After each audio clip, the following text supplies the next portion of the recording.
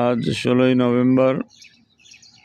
আমরা সূর্যটাকে দেখতে পাচ্ছি। এক পাশে বিল্ডিং, আর পাশে নারিকেল গাছ, তার ফাঁক দিয়ে সূর্য তার নিজস্ব আকৃতি নিয়ে উঠছে।